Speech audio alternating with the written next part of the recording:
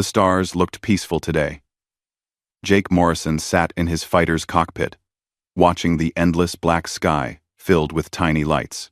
He had been flying patrol for 3 hours now, and nothing unusual had happened. His ship hummed quietly around him as it moved through space. "Alpha Squad, this is Commander Hayes. Any activity out there?" The voice came through his helmet speaker. "Nothing, Commander. All quiet," Jake replied. He stretched his arms inside the small cockpit. Flying patrol was boring, but it was important. This area of space sat between human territory and the Vorathian Empire. Both sides watched it carefully. Jake had heard stories about the Vorathians. They were an old alien race, with purple skin and scales that shimmered like jewels. Their empire stretched across dozens of star systems. Humans had met them only 5 years ago, and the two species mostly avoided each other. Some humans didn't trust aliens. Some aliens didn't trust humans. That's how things were. His radar screen suddenly blinked. Jake sat up straight and looked closer. Something was moving fast toward this sector. "Commander Hayes, I'm picking up something. Multiple ships incoming," Jake said into his radio. "Confirmed." "I see them too," Hayes responded. "All fighters, form up on my position. Stay alert." Jake pushed his flight stick forward, and his fighter accelerated. 5 other human fighters joined him, creating a tight formation around Commander Hayes' ship. They waited and watched as the radar signatures grew closer. Then Jake saw them. 3 ships burst into view, racing at full speed. But these weren't military vessels. One was large and elegant, with smooth curves and bright metal that reflected starlight. It looked expensive and important. 2 smaller ships flew beside it, clearly acting as escorts. "Those are Vorathian ships," Hayes said. "Royal design, if I'm not mistaken." Behind the 3 Vorathian ships, a much larger group appeared. Jake counted them quickly. 9 enemy fighters, all painted in dark red and black. They fired bright orange blasts at the fleeing Vorathian vessels. "We've got a situation here," Jake muttered. The large Vorathian ship's shields flickered with each hit it took. One of the escort ships exploded in a ball of fire, torn apart by enemy weapons. The second escort tried to fight back, but was badly outnumbered. "Commander, they're going to die if we don't help," Jake said. Hayes was quiet for a moment. Jake knew what she was thinking. This wasn't their fight. Orders said to patrol the sector, not to interfere in alien conflicts. Getting involved could start a war between humans and whoever was attacking the Vorathians. "We need to fall back," Hayes finally said. Jake watched the Vorathian ship take another heavy hit. Its shields were almost gone. The second escort ship was now on fire, spinning out of control. Someone important was on that royal vessel, and they were about to die. His younger sister's face flashed in his mind. Amy had been only 16 when she drowned in a lake near their home. Jake had been on the shore, just 30 feet away. But he hadn't known she was in trouble. By the time someone noticed, it was too late.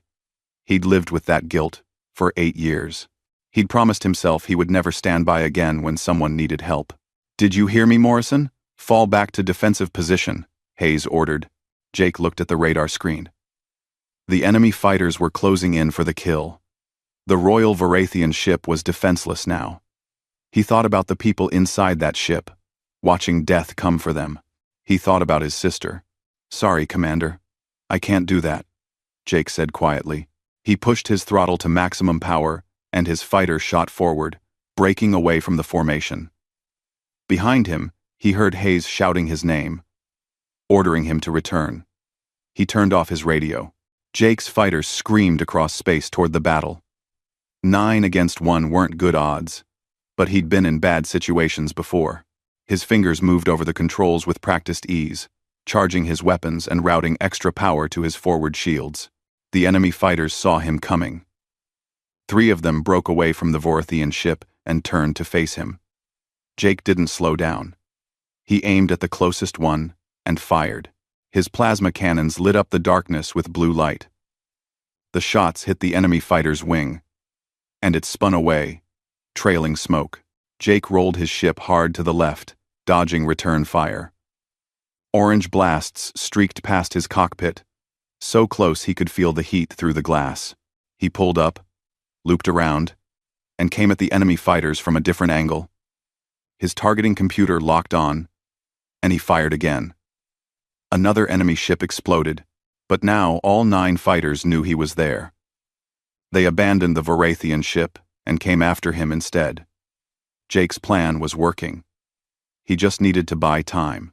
Inside the Royal Vorathian vessel, Queen Lizara held onto her chair as the ship shook from weapons fire. Her silver scales gleamed in the emergency lighting. She was tall and elegant, with 4 arms and eyes that glowed with a soft purple light. She had ruled her empire for 20 years, and she had never felt fear like this before. "My queen, the shields are at 5%, her pilot said, his voice shaking. "We need another minute to charge the jump drive." "We don't have a minute," Lizara said calmly, though her hearts were racing. She watched through the front window as her last escort ship was destroyed. This was the end. Then she saw something impossible. A single human fighter charged into the battle, attacking her enemies alone. It moved like a dancing flame, spinning and weaving through space. It destroyed one enemy ship, then another. "What is that pilot doing?" her advisor asked. "That's suicide." Lizara watched the human fighter take a direct hit. Smoke poured from its engines, but it kept fighting. The pilot was drawing all the enemy fire away from her ship, sacrificing himself to give her time to escape. "He's saving us," Lizara whispered. Jake's cockpit was filling with smoke. Red warning lights flashed all around him. His ship had taken too much damage. He could barely control it anymore, but he could see the Vorathian ship's engines starting to glow brighter. They were charging their jump drive. Just a few more seconds. "Come on," Jake said through gritted teeth. He fired his remaining weapons at another enemy fighter, missing by inches. His left engine exploded, and his ship started spinning. He fought with the controls, trying to stabilize. The enemy fighters were closing in. They knew he was finished. Jake looked at his screen and saw the countdown timer. 15 seconds, until the Vorathian ship could jump away to safety. His ship was dying. His weapons were empty. His shields were gone. But he still had one thing left. He still had the ship itself. Jake aimed his crippled fighter at the largest enemy cruiser, the one that was lining up a final shot at the Vorathian vessel. He pushed his remaining engine to full power and locked his course. "For Amy," he said softly. His fighter crashed into the cruiser's weapon array at full speed. The explosion was massive, lighting up space like a newborn star. The cruiser's entire front section was torn apart. The other enemy fighters scattered in confusion. And in that moment of chaos, the Royal Vorathian ship vanished in a flash of blue light, jumping away to safety. Queen Lizara stared at the empty space where the human fighter had been. The pilot had given everything to save her. A stranger, from another species, had sacrificed his life for hers, without hesitation. "Find out who that pilot was," she ordered. "Find out if he survived." In the debris field, a small escape pod tumbled through space, its emergency beacon blinking weakly in the darkness. Commander Lisa Hayes arrived at the debris field 6 minutes after the explosion. Her heart was pounding as she scanned the area for Jake's escape pod. She was angry at him for disobeying orders, but she was more worried about whether he was alive. "I've got a signal," her co-pilot said. "Emergency beacon. Bearing 270.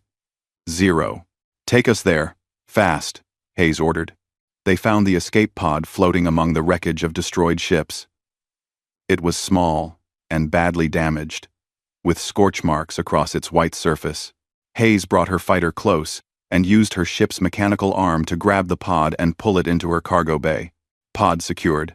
"Taking him back to the carrier," Hayes said into her radio. "How bad is he?" asked Captain Rogers from the UNS Defender, their mother ship. Hayes checked her screens. The numbers made her stomach drop.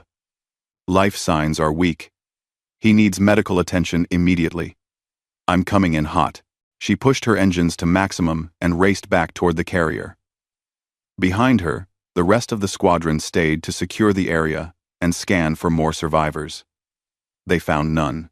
Every enemy fighter had been destroyed or had fled. Jake had stopped them all.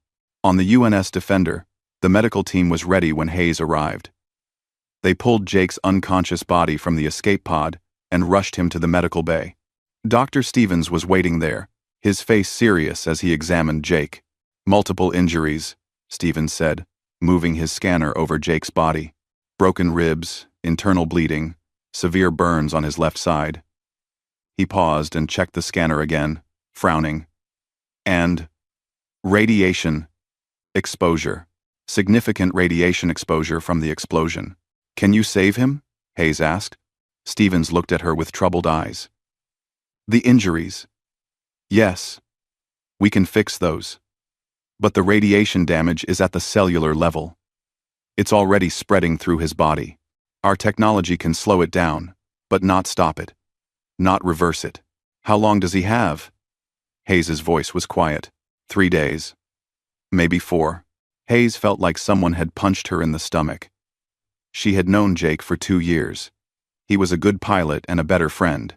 He always helped the younger pilots, always volunteered for the dangerous missions, always tried to do the right thing, and now he was dying because he tried to save people he didn't even know. She sat beside his bed and took his hand. You stupid, brave idiot, she whispered. Why did you do it? Jake couldn't answer. He lay still on the medical bed, his skin pale and covered with sweat. Machines beeped around him, monitoring his failing body. 300 light-years away, Queen Lysara stood in her throne room on the Vorithian homeworld. She had escaped the attack, but she couldn't stop thinking about the human pilot. Her advisors were talking about security and investigating who had sent the assassins. But she wasn't listening. My queen, one of her advisors said. Are you well? Lysara turned to face them. That human pilot. Do we know if he survived? We're trying to find out, Your Majesty. We've sent messages to the human military, but they haven't responded yet. Send more messages. Use every channel we have. I must know what happened to him, Lysara said firmly. An older Vorathian with deep blue scales stepped forward. He was Lord Craven, her chief advisor. My queen, with respect, why does this matter? He was just one soldier doing his duty.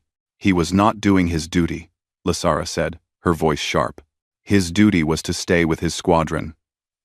He broke away alone to save me. He gave his life for mine. That is not duty. That is sacrifice. Lord Craven bowed his head. Of course, Your Majesty. I apologize. Lord Craven bowed his head.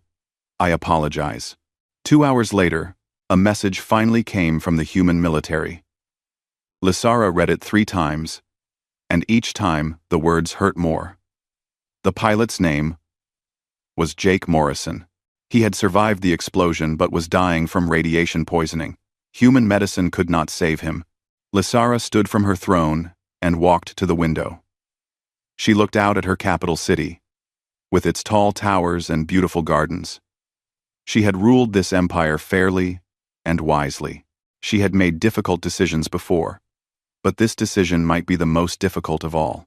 Prepare my ship, she said suddenly. We're going to the humans, her advisors gasped. Lord Craven stepped forward quickly. My queen, you cannot. It's too dangerous. We don't even know if the humans will allow it.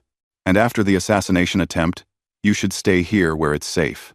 The human pilot didn't think about safety when he saved me, Lysara said. He didn't think about politics or danger or whether I would appreciate it. He simply acted because it was right. I will do the same. But, Your Majesty, Lord Craven started. I am invoking the life debt of the crown, Lysara said loudly. Her voice echoed through the throne room, and everyone fell silent. The life debt of the crown was an ancient Vorathian law, older than their space program, older than their modern civilization. It stated that when someone saved a monarch's life, the crown was bound by sacred honor to repay that debt. Any cost, any risk, any sacrifice was acceptable to fulfill it. My queen, Lord Craven said slowly, the life debt has not been invoked in over 300 years, and never for someone outside our species. Then it's time we remembered what honor means, Lysara said. Ready my personal physician. Tell Dr. Valen to bring the regeneration equipment. We leave within the hour. Lysara's personal ship reached the UNS Defender the next morning. Captain Rogers had agreed to let her come aboard, though he was clearly nervous about having an alien queen on his ship. He met her in the docking bay with a full security team. Lysara stepped off her ship with grace, her 4 arms held in a gesture of peace. She wore simple robes instead of her royal armor, and she came with only 2 guards and her physician, Dr. Valen, who carried several cases of medical equipment. Captain Rogers, Lysara said in perfect English. She had learned the language years ago when humans first made contact. Thank you for allowing me to come, Your Majesty, Rogers said, bowing slightly. He wasn't sure how to greet an alien queen. I'm told you want to see Lieutenant Morrison? I want to save him, Lysara corrected. Rogers exchanged glances with Commander Hayes, who stood beside him. Our doctors have tried everything. I don't mean any disrespect, but I'm not sure what you can do that we cannot. Vorathian medical technology is more advanced than human medicine in some areas, Lysara explained, particularly in cellular regeneration. My physician has treated radiation damage before. There is a procedure that might work. Rogers looked hopeful for the first time in days. What kind of procedure? Dr. Valen stepped forward. He was old, with silver scales and kind eyes. It's called a bio-link regeneration. The queen will connect her nervous system to the patient's through a neural interface. Over 7 days, she will share her bioenergy with him, giving his cells the power they need to repair themselves. That sounds dangerous, Hayes said. It is, Valen admitted. If the patient dies during the process, the queen dies with him. Their life forces will be linked. They will share everything: pain, dreams, memories, emotions. It requires great sacrifice. My queen, you cannot do this, Lord Craven said urgently. He had come aboard with Lysara, still trying to change her mind. The risk is too great. The risk is acceptable, Lysara said calmly. This human gave everything to save me. I will do no less for him. Take me to him. They brought Lysara to the medical bay. Jake lay on the bed, unconscious and barely breathing. His skin was gray, and dark veins showed through, spreading from where the radiation had entered his body. He looked young and fragile. Lysara approached his bed slowly. She reached out with one hand and gently touched his forehead. His skin was burning hot with fever. He's so young, she said softly. Jake Morrison, Hayes replied. He's 27. He lost his sister 8 years ago. She drowned, and he couldn't save her. I think that's why he did what he did. He couldn't stand to watch someone die when he had the power to help. Lysara felt something tighten in her chest. This human had been carrying pain for years, and still he chose to help others. Still he chose to be brave. Begin the procedure, she told Dr. Valen. Your Majesty, please reconsider, Lord Craven tried, one more time. No, Lysara said firmly. I have made my choice. Dr. Valen attached thin wires to Lysara's head and neck, then attached matching wires to Jake. He activated the machine, and Lysara felt a strange tingling sensation as the connection formed. Then everything changed. She could feel Jake's pain flooding through her body. She could sense his damaged cells dying, feel the radiation burning through him like fire. She gasped and nearly fell, but her guards caught her. My queen, they cried. I'm fine, Lysara said through gritted teeth. She sat in a chair beside Jake's bed and closed her eyes. She focused all her strength, all her energy, all her will. And she pushed it through the neural link into Jake's failing body. The process had begun. For the next 7 days, their lives would be bound together. Either they both lived, or they both died. There was no turning back now. The first day was the hardest. Lysara sat beside Jake's bed, her eyes closed, her breathing slow and controlled. Through the neural link, she could feel everything he felt, the burning pain of radiation damage, the struggling of his lungs to draw breath, the fever that made his mind confused and chaotic. She didn't complain. She had chosen this path, and she would see it through. Dr. Vallon monitored both patients carefully. On his screens, he could see Lysara's bioenergy flowing into Jake's body like a stream of light. Jake's damaged cells were slowly beginning to repair themselves, but the process was agonizingly slow. "How is she?" Commander Hayes asked quietly. She had barely left the medical bay since Lysara started the treatment. "Stable, but weakening," Vallon replied. "This procedure requires enormous energy.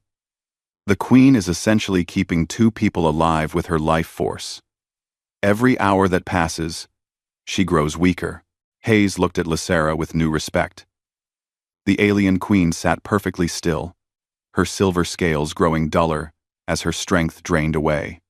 She was giving everything she had to save Jake. "Why is she doing this?" Hayes wondered aloud. "She doesn't even know him." "It's the life debt," Lord Craven said bitterly. He stood in the corner, watching with disapproval. "An ancient law that should have been forgotten centuries ago. She risks her life, and by extension, the stability of our entire empire, for one human soldier." "He saved her life," Hayes said firmly. "That means something." "To her, perhaps," Craven muttered. "To the nobles back home, it means their queen is risking everything for an alien. They are not pleased." As the hours passed, something strange began to happen. The neural link wasn't just transferring energy, it was transferring memories and emotions as well. Lysara found herself experiencing Jake's life as if she had lived it herself. She saw his childhood on a farm planet called New Dakota. She felt his joy when his sister Amy was born. Felt how much he loved her. She experienced his horror the day Amy drowned. Felt the guilt that had eaten at him for years. She understood now why he had charged into battle alone. He couldn't bear to feel that helpless again. But the link worked both ways. Deep in his unconscious mind, Jake was experiencing Lysara's memories too. He saw her coronation at age 30, when she became queen after her father's death. He felt the weight of responsibility she carried every day. He experienced her loneliness at the top, with no one to truly confide in. He saw her attempts to bring reform to her empire, to make peace with neighboring species, and the constant resistance from conservative nobles who wanted to keep things as they had always been. He felt her fear during the assassination attempt, and then her amazement when a strange human pilot appeared from nowhere to save her life. On the second day, Jake's fever broke. His vital signs improved slightly. Dr. Stevens, the human doctor, was amazed. "It's working," he said with wonder. "The radiation damage is reversing. I've never seen anything like this." But Lysara was paying a price. Her scales had lost their shine completely. She breathed with difficulty. "We continue," she whispered. Her voice was weak but determined. Captain Rogers visited the medical bay that afternoon. He stood beside Lysara's chair and looked down at her with concern. "Your Majesty, you're killing yourself to save him." "Why?" "AT 70. Lysara opened her eyes slowly. They still glowed with that soft purple light, but dimmer now. "Because he would do the same for me. I know this now. Through our connection, I see his heart. He is someone who gives everything to help others, even at great cost to himself. How can I do less?" "Ah, ah, ah, ah." Rogers nodded slowly. He was beginning to understand. News of what was happening spread quickly through both human and Vorathian space. On Earth, people watched broadcasts about the alien queen who was dying to save a human hero. Opinion was divided. Some admired her courage. Others were suspicious, wondering what the Vorathians really wanted. On the Vorathian homeworld, the reaction was stronger. Many nobles were furious that their queen was risking her life for a human. They held emergency council meetings and sent urgent messages demanding she stop the procedure immediately. Lord Craven received these messages on the UNS Defender. He brought them to Lysara, hoping they would convince her to abandon this foolish quest. "My queen, the High Council demands your return. They say this has gone too far. Lord Vexar is even talking about declaring you unfit to rule." Lysara's eyes flashed with anger, even in her weakened state. Lord Vexar is a coward who has never risked anything in his life. He doesn't understand honor because he has none. "Tell the High Council I will return when my debt is paid, and not before." Craven bowed his head in defeat. He had lost this argument. On the third day, Jake began to dream. But these weren't normal dreams. They were vivid and real, mixing his memories with Lysara's. In his mind, he walked through the royal palace on the Vorathian homeworld. He saw Lysara as a young princess, learning to rule from her father. He felt her sadness when her father died, leaving her alone with such huge responsibilities. He saw her sitting in the throne room, making difficult decisions, choosing between building new schools or funding the military, deciding which planets would receive aid during famines, sentencing criminals to punishment, knowing some of them might be innocent, but having to trust her judges. He understood now what it meant to be a leader. The weight of it, the loneliness of it, the way every choice you made affected millions of lives, and Lysara was seeing his life too. She saw him in flight school, working twice as hard as everyone else to prove he deserved to be there. She saw him earning his wings, joining his squadron, making friends. She saw him flying patrol routes, day after day, keeping people safe from dangers they would never know about. She saw the nightmares he had about Amy, the way he woke up gasping, remembering her face under the water. She felt his determination to never let someone die while he watched again. Through the neural link, they were learning everything about each other. Their hopes, their fears, their regrets, their dreams. Two people from different species, becoming connected in a way few beings ever experienced. On the fourth day, complications arose. Jake's body was healing, but the strain on Lysara was becoming too much. Her heart rate was dangerously low. Her breathing was shallow. Dr. Valen checked his instruments with growing alarm. "The Queen is failing," he announced. "If we continue, she will die." "Then stop the procedure," Captain Rogers said immediately. "No. You won't survive 3 more days," Valen said gently. "Your Majesty, I'm sorry, but we must stop." Lysara tried to shake her head, but she didn't have the strength. Tears rolled down her cheeks. She had come so far, sacrificed so much. She couldn't bear the thought of Jake dying now after everything. Commander Hayes stepped forward. "Is there anything we can do? Any way? To help her?" Valen thought for a long moment. "The procedure requires enormous bioenergy. If we had another source of energy to supplement the Queen's, she might survive long enough to complete the treatment." "What kind of energy?" asked Dr. Stevens. "Any biological energy compatible with Vorathian physiology," Valen explained. "But it would need to be strong, pure, freely given. And the donor would need to be connected to the neural link as well, creating a 3-way bond." Hayes looked around the room. Several people volunteered immediately, but Valen shook his head. It must be someone with a strong will and life force. Someone who genuinely cares about both patients. The neural link responds to emotion as much as biology. Hayes thought for a moment, then nodded. "Connect me to the link." Commander, are you sure?" Rogers asked. "Jake is my friend. And the Queen is trying to save him. Yes, I'm sure. Valen attached the neural wires to Hayes's head. The moment the connection activated, Hayes gasped. She could feel everything Jake felt. Everything Lysara felt. The pain, the exhaustion, the determination. It was overwhelming. But she also felt something else. Through the link, she could sense the bond forming between Jake and Lysara. Despite never having spoken a word to each other, despite being from different worlds, they understood each other completely. They had shared their deepest selves. And in doing so, had created something rare and precious, true understanding between two souls.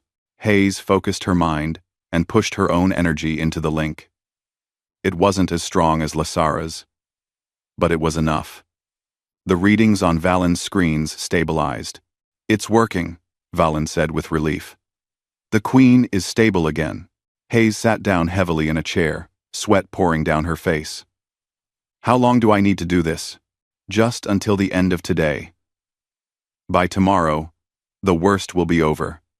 The patient's body will be strong enough to continue healing on its own, with just the Queen's support. Hayes nodded and closed her eyes. Through the neural link, she felt Lysara's gratitude flowing toward her, like warm sunlight. She felt Jake's unconscious mind stirring, growing stronger, and she felt something else, hope. On the 5th day, Jake opened his eyes for the first time. The medical bay was quiet, lit only by the glow of monitoring equipment. He tried to move and found he couldn't. His body felt weak and strange. Then he noticed Lysara sitting beside him. Even in her weakened state, she was beautiful. Her silver scales caught the light, and her purple eyes looked at him with warmth and recognition. "You're awake," she said softly. Her voice was like music. Jake tried to speak, but his throat was too dry. A nurse quickly brought him water, and he drank gratefully. "Where am I?" he finally managed to ask. "On your ship, the UNS Defender. You've been unconscious for 5 days," Lysara explained. "Do you remember what happened?" Memories flooded back. The battle, the explosion, the escape pod, and then, dreams. Or were they dreams? He remembered walking through an alien palace. He remembered feeling what it was like to be a queen. He remembered understanding someone completely. He looked at Lysara and knew she had experienced his memories too. She knew about Amy. She knew about his guilt and his nightmares. She knew everything about him. "You saved my life," Jake said. "You saved mine first," Lysara replied with a small smile. Jake looked at her carefully. She was pale and weak, her scales dull. She looked exhausted in a way that went deeper than just physical tiredness. "What did you do to me? I remember things that aren't my memories. I remember being you." "The neural link," Lysara explained. "It was necessary to save you. But it had side effects. We shared everything. Memories, emotions, experiences. I know you, as well as I know myself now. And you know me, the same way." Jake thought about that. It should have felt strange or invasive, but it didn't. He remembered Lysara's life, and he understood why she made the choices she did. He felt no anger, only gratitude and something else he couldn't quite name. "How long were you connected to me?" he asked. 5 days. "We have 2 more to go. Before the treatment is complete. 2 more days of you giving me your energy?" "You'll die," Jake said with alarm.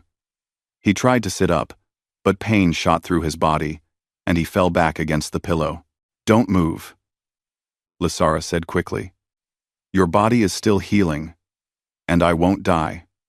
Commander Hayes helped stabilize me. I'm weak, but I'll survive." Dr. Valen entered the medical bay and smiled when he saw Jake was awake. "Excellent. Your recovery is progressing well. How do you feel?" "Wah, like I was hit by a cruiser," Jake said honestly. "Because I was," Valen chuckled. "That was remarkably brave, and remarkably foolish. You destroyed yourself to save the Queen. It was worth it, Jake said, looking at Lysara.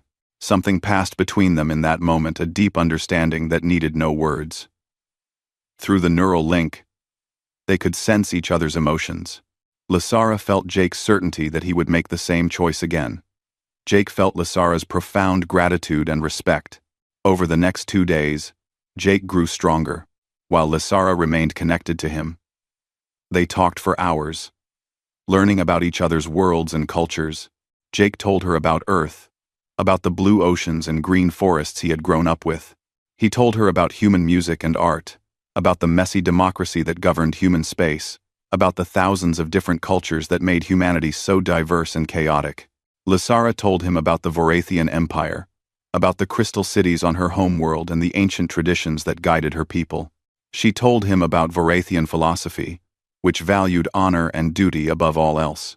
She told him about the struggles of being queen, trying to lead her people into a new era, while traditionalists fought her at every step. Many of my nobles don't want change, Lysara said. They're afraid of humans, afraid of what it means that our species have met. They want to close our borders and pretend you don't exist. Some humans feel the same way about aliens, Jake admitted. There's always fear of the unknown. But you weren't afraid, Lysara said. You risked everything to save me, even though I was a stranger, even though I'm not human. Jake thought about that. My sister drowned because no one acted in time. I learned that day that hesitation costs lives. When I saw your ship under attack, marking 5. When I saw your ship under attack, I didn't think about politics or species. I just saw someone who needed help. Through the neural link, Lysara felt the pain behind his words. She reached out with one of her 4 hands and gently touched his. Your sister would be proud of you. Jake felt tears in his eyes. Thank you. On the 7th day, Dr. Valen disconnected the neural link. The process was gentle but strange. Jake felt a sudden emptiness, as if something precious had been taken away. He could no longer sense Lysara's emotions or feel her presence in his mind. But the connection wasn't completely gone. A faint echo remained, like a whisper, at the edge of hearing. When he looked at Lysara, he could still sense her feelings, though not as clearly as before. The bond remains, Valen explained. Weaker than it was, but permanent. You will always be able to sense each other, to some degree. It's a rare side effect of such an extended neural link. Is that dangerous? Captain Rogers asked. No, just unusual. In all of Vorathian history, there have been only a dozen recorded cases of such a permanent bond forming. It's considered a great gift. Jake stood up slowly. His legs were weak after a week in bed, but he was healing. The radiation damage was gone. His cells were healthy again. He would live.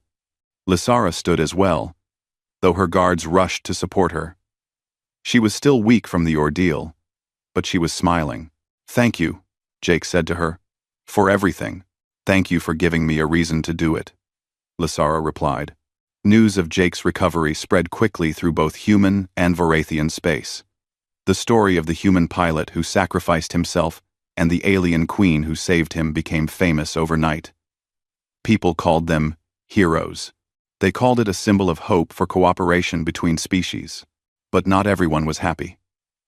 On the Vorathian homeworld, conservative nobles met in secret. Lord Vexar, the most powerful among them, addressed the group with barely controlled anger. The Queen has made us look weak, he said. She risked her life for a human. She formed a neural bond with an alien. This is unacceptable. What do you suggest we do? Asked another noble. The Queen is returning home soon for the Festival of Unity, Vexar said. And she's bringing the human with her. An opportunity will present itself. The other nobles understood his meaning. They nodded in agreement. A week later, Jake stood in front of a mirror in his quarters on the UNS Defender. He wore his dress uniform, freshly cleaned and pressed. Today, he was being officially honored for his actions. More importantly, Lysara was returning to her home world, and she had invited him to come with her. Commander Hayes entered his quarters. "Ready for your big day?" "I'm not sure," Jake admitted. "I'm just a pilot.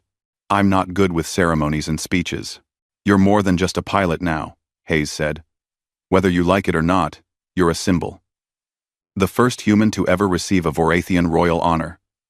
This is bigger than you." Jake sighed. "I know. I just wish Amy could see this. She always said I would do something important someday." "She knows," Hayes said gently. "Wherever she is, she knows." The ceremony took place in the main hangar bay, with hundreds of crew members attending. Admiral Chen herself came to present Jake with the Medal of Honor, the highest military decoration humans could give. "Lieutenant Jake Morrison," Admiral Chen said in a clear voice, "for exceptional bravery in the face of overwhelming odds, for sacrificing yourself to save innocent lives, and for demonstrating the best values humanity has to offer, I present you with this medal." She pinned the medal to his uniform. Everyone in the hangar applauded. Jake felt embarrassed and proud at the same time. Then, Lysara stepped forward. She wore her royal armor now, gleaming silver with purple jewels. She looked every inch a queen, powerful and elegant. But when she looked at Jake, her eyes were warm. "Lieutenant Morrison," she said formally, "on behalf of the Vorathian Empire, I invite you to our homeworld as an honored guest. You will be the first human to ever visit our capital city. You will be presented to our people as a hero and a friend." "I accept, Your Majesty," Jake said, bowing slightly. Through their faint bond, he could sense her nervousness. She was worried about how her people would react to him. He sent her a feeling of support and confidence, and he felt her gratitude in return. 2 days later, Jake boarded Lysara's ship for the journey to the Vorathian homeworld. The ship was beautiful inside, all smooth curves and soft lighting. Everything was larger than human ships because Vorathians were taller. Captain Rogers and Commander Hayes came to see him off. "Be careful," Rogers said. "We don't know how the Vorathians will react to a human visiting their home world. Some of them might not be friendly." "I'll be fine," Jake said. "Lysara will make sure of it." Hayes hugged him. "Come back safe." "That's an order." "Yes, Commander." The journey took 3 days. Jake spent most of that time with Lysara, learning about Vorathian customs and etiquette. She taught him how to bow properly, how to address nobles, what topics were considered polite or rude. "The Festival of Unity is our most important celebration," Lysara explained. "It commemorates the day our empire stopped its civil wars and united under one crown. For 1 week, all of our people come together in peace." "Sounds wonderful," Jake said. "It usually is," Lysara said. When they arrived at the Vorathian homeworld, Jake looked out the window, in awe. The planet was beautiful, with purple oceans and silver clouds. The capital city gleamed like a jewel, with crystal towers that reached toward the sky. They landed at the royal palace, where thousands of Vorathians waited to see their queen return. Jake felt nervous as the ship's doors opened. What if they hated him? What if they saw him as an enemy? But when Lysara stepped out with Jake beside her, the crowd erupted in cheers. Not everyone was happy. Jake could see some Vorathians in the crowd, with angry expressions. But most seemed curious and welcoming. Lord Vexar stood at the front of the welcoming party, his face carefully neutral. "Welcome home, Your Majesty. We are relieved to see you well." "Thank you, Lord Vexar," Lysara said coolly. Through their bond, Jake felt her distrust of this noble. The welcoming ceremony was long and formal. Jake stood beside Lysara, trying not to make any mistakes. Various nobles came forward to greet the queen and stare at him with curiosity. Finally, they were led to the royal palace. It was even more magnificent inside than Jake had imagined from Lysara's memories. Walls of crystal reflected light in rainbow patterns. Gardens grew inside the building, with plants that glowed softly in the dim light. "You'll have quarters near mine," Lysara told Jake. "The ceremony where I honor you will be tomorrow." during the opening of the Festival of Unity. Try to rest. Tomorrow will be a long day. Jake nodded and was led to his rooms by Varathian servants. The quarters were huge and comfortable. Though the furniture was sized for people much taller than him, he lay down on the bed and thought about everything that had happened. 2 weeks ago, he had been a simple pilot flying patrol. Now, he was on an alien world, about to be honored by their queen. His life had changed completely. Through their bond, he could sense Lysara in her chambers nearby. She was worried about something. He reached out with his mind, sending her a feeling of support. The Festival of Unity began at dawn. Jake woke to the sound of music floating through his windows. Strange and beautiful melodies played on instruments he had never heard before. He got dressed in the formal clothing that Lysara's servants had provided for him. It was made of soft fabric that shimmered with silver threads, designed to show respect while clearly marking him as human. A guard came to escort him to the main plaza, where the opening ceremony would be held. As they walked through the palace corridors, Jake saw Varathians of all kinds preparing for the festival. Servants carried decorations. Musicians practiced their songs. Children ran past, laughing with excitement. The main plaza was enormous, easily large enough to hold 50,000 people. It was already filling up with Varathians who had come to see their queen and hear her speech. Jake was led to a platform near the throne, where he would stand during the ceremony. Lysara arrived a few minutes later, wearing ceremonial robes that sparkled like stars. She looked magnificent and regal, every inch the powerful queen her people needed. But when she glanced at Jake, he saw the warmth in her eyes and felt her nervousness through their bond. Lord Vexar stood on the other side of the platform, along with a dozen other high nobles. They watched Jake, with expressions ranging from curiosity to barely hidden contempt. Jake kept his face neutral and stood at attention like the soldier he was. The ceremony began with traditional Varathian music. Singers with beautiful voices performed songs about unity and peace. Dancers moved across the plaza in complex patterns, their movements telling stories of the Empire's history.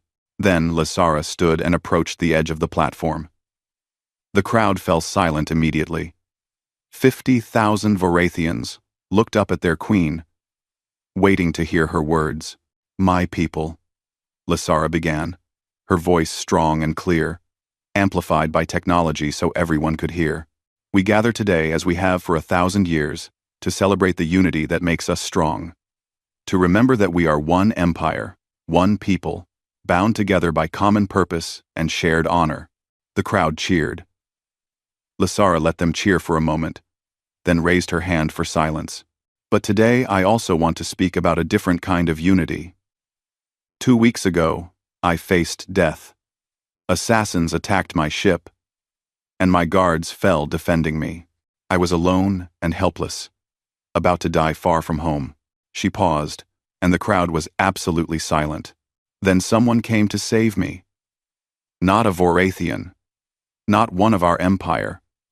A human, a species we barely know, a people we have kept at arm's length. This human pilot saw me in danger and didn't hesitate. He attacked an enemy fleet alone. He destroyed his own ship to save my life. He gave everything, without asking for anything, in return." Lysara gestured toward Jake. "Lieutenant Jake Morrison stands here today as proof that courage and honor are not limited to one species, that the values we hold dear, sacrifice, duty, compassion, can be found in beings very different from ourselves." Some in the crowd applauded. Others murmured uncertainly. Jake could see the division among them. "In return for his sacrifice, I invoked the life debt of the crown. For 7 days, I was connected to this human through a neural link, sharing my life force to save him from death. And in those 7 days, I learned something remarkable." Lysara's voice grew stronger, more passionate. "I learned that humans and Varathians are not as different as we think. We both love our families. We both fear death. We both dream of a better future. We both understand the meaning of honor. Jake Morrison showed me that walls between species exist only in our minds, not in our hearts. Lord Vexar shifted uncomfortably. Other nobles looked distinctly unhappy. Therefore, Lysara continued, I am officially declaring that Jake Morrison is a friend of the Empire, the first non-Vorathian to ever receive this honor. He will always be welcome in our worlds, and more importantly, I am proposing that we open formal diplomatic relations with humanity. It is time to turn strangers into friends, time to build bridges instead of walls. The crowd's reaction was mixed. Many cheered enthusiastically, but others shouted in protest. Arguments broke out in different parts of the plaza. The nobles on the platform looked shocked and angry. Lord Vexar stepped forward, his face dark with rage. Your Majesty, this is outrageous. You cannot make such a decision without consulting the High Council. I am your queen, Lysara said sharply. I can and I have. This human has bewitched you with the neural link, Vexar shouted. You are not thinking clearly. Through their bond, Jake felt Lysara's anger flash hot. But before she could respond, something else happened. 10 figures in dark armor suddenly appeared on the platform, materializing from thin air. They were Vorathian assassins, and they moved with deadly speed. Protect the queen, the royal guards shouted. Everything happened at once. The assassins attacked from multiple directions. 3 went for Lysara, 2 went for Lord Craven and the other nobles, and 5 came straight for Jake. Jake's combat training took over instantly. He dodged the first assassin's blade, grabbed the attacker's arm, and used their own momentum to flip them over the platform's edge. The second assassin was faster. Their blade came within inches of Jake's throat. Then Lysara was there, blocking the strike with her own ceremonial sword. The two of them moved instinctively together, their movements perfectly synchronized through their bond. Jake could feel where Lysara would move before she moved. Lysara could anticipate Jake's actions before he took them. They fought back to back, protecting each other. The assassins were skilled and deadly, but they hadn't counted on the bond between Jake and Lysara. It was like fighting one opponent with 2 bodies. Every attack from one was instantly supported by the other. The royal guards finally reached the platform and joined the fight. The battle was brief but intense. Several guards fell. 2 assassins escaped, but the rest were captured or killed. When it was over, Jake and Lysara stood together, both breathing hard, both uninjured. The crowd in the plaza was in chaos, people screaming and running in all directions. Are you hurt? Jake asked Lysara. No? You? I'm fine. Through their bond, they felt each other's adrenaline and relief. They had survived together. The royal guards quickly secured the area. The captured assassins were taken away for questioning.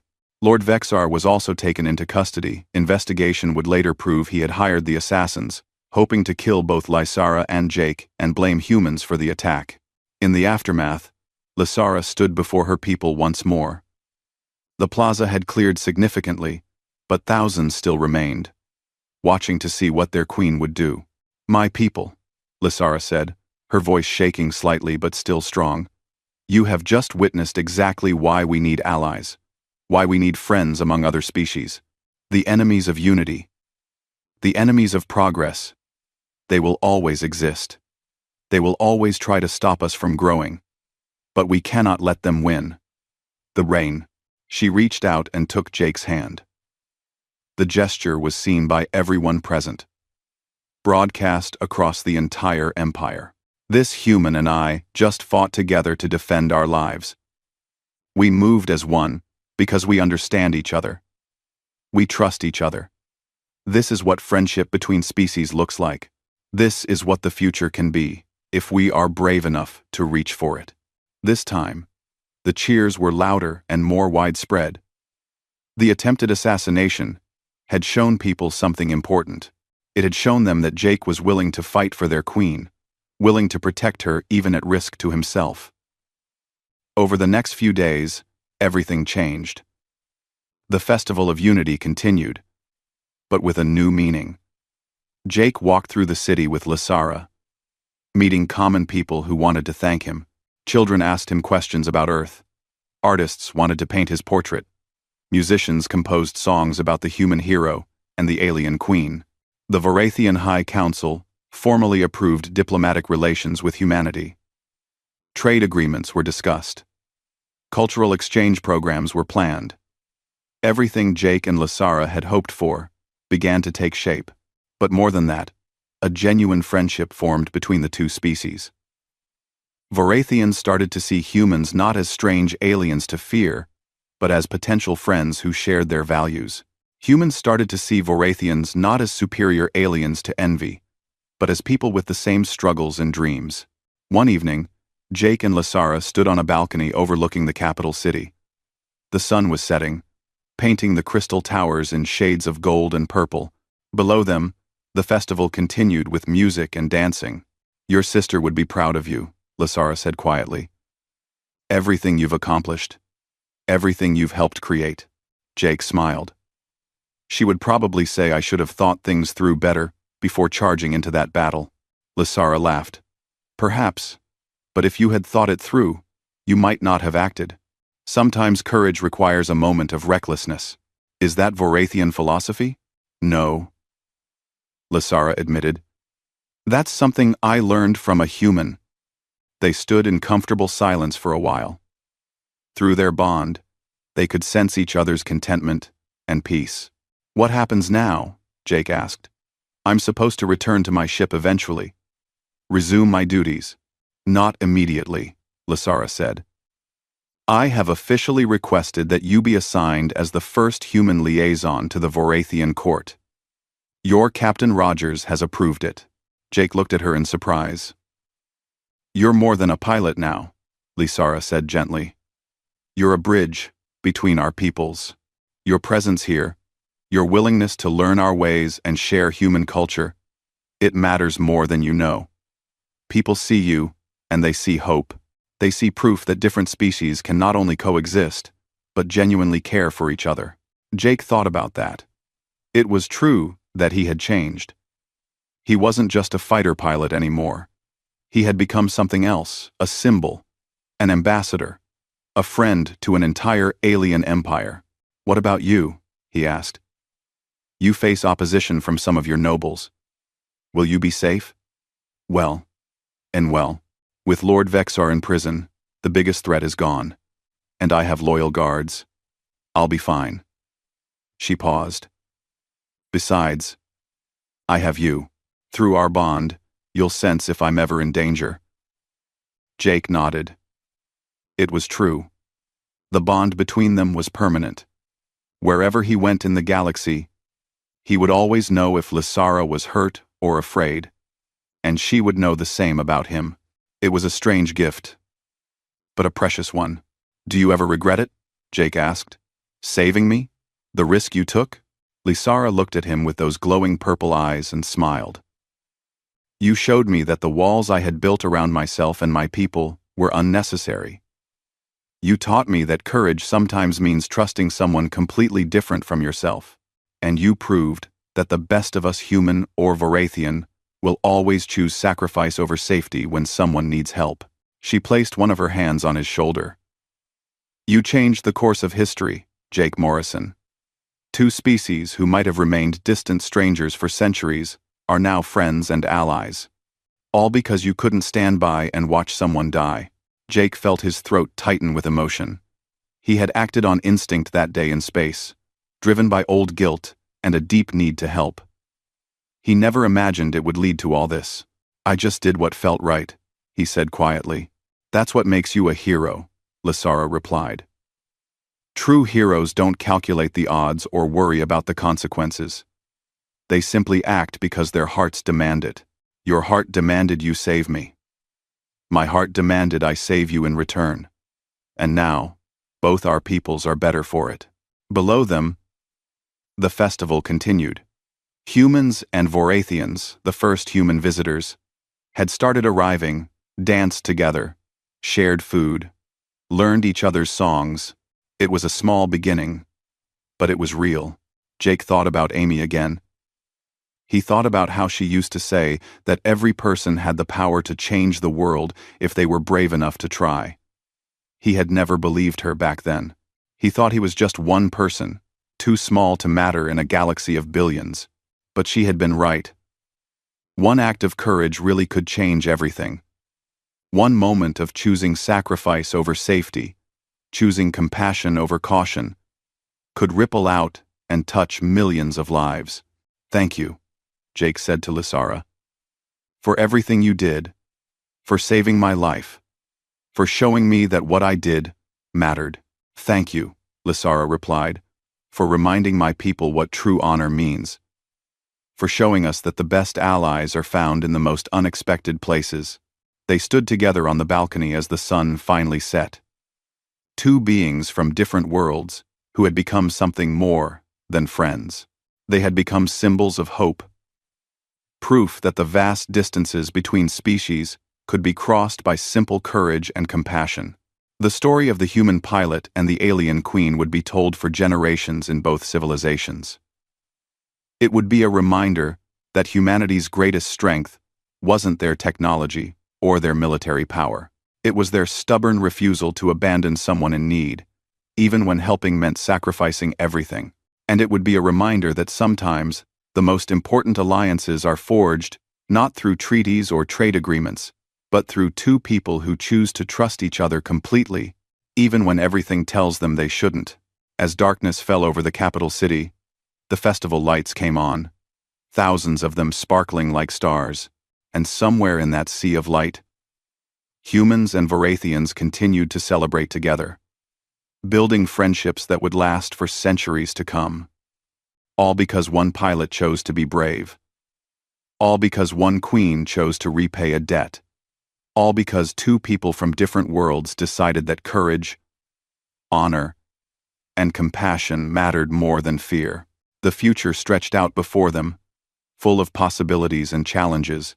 But whatever came next, Jake and Lysara would face it together, connected by an unbreakable bond and a shared belief that the galaxy was better when different peoples chose understanding over suspicion. And in that moment, standing together on the balcony with the celebrations spreading out below them, they both knew with absolute certainty that everything they had sacrificed had been worth it. The story had only just begun.